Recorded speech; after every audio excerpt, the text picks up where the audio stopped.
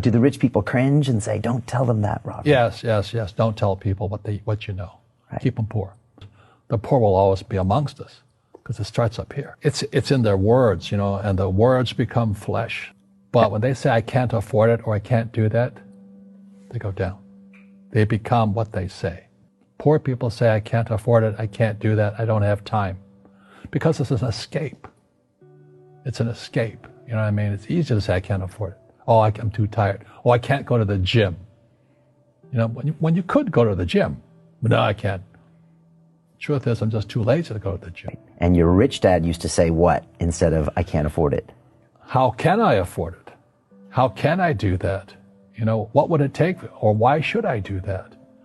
He says a question opens the mind, a statement closes the mind. See, when you say, I can't afford it, your mind shuts down and you become what you say. But the thing is that we become creatures of our own habits.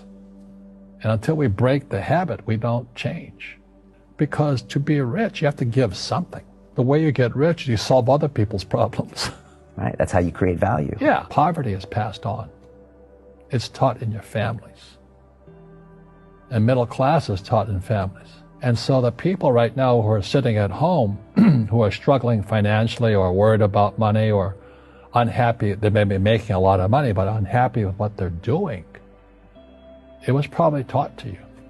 Your superego was taught, get a job, work hard, or you'll never be rich, or the rich are evil, or whatever. If you're poor, you'll always be poor. Just like most pro athletes, they make millions of dollars, and 65% are bankrupt 5 years later. It's because they come from poor families. Now you tell them that, they get very angry at you. It's not, it's the rich fault. It's you guys ripped me off, and government ripped me off. It's passed down genetically. That's the frightening thing. We got to change what we teach our kids. And the average person, the reason they're poor is they haven't failed. They play it so safe. They haven't made any mistakes like they're taught in school. That means they don't learn anything. That's why the school system's actually fundamentally corrupt. It's anti-education. The school system will never teach you about money. The school system was designed to teach you to be an employee, which is important, or a doctor or a lawyer, a specialist, but never about money.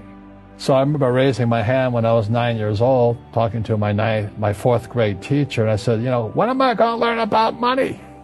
She says, the love of money is the root of all evil. We don't teach money at school. I said, why not? And she couldn't answer me, and she got very flustered. She said, sit down, take your seat. And then I got curious. I said, why don't we learn about money? She says, go ask your father. He's my boss. My father was the head of education. PhD, all that stuff. I go home and ask him, said, why don't we learn about money in school? And he looked at me and says, because the government doesn't let us teach that subject. The government tells us what we can teach and what we can't teach. And I thought that was strange. And I said, but aren't we going to school to learn about money? He says, no, your job is to get a job. I said, but you get a job to earn money. He goes, no, you're supposed to just get a job. I went, no.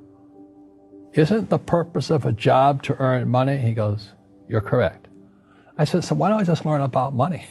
I can skip the job part, And he got flustered and he said,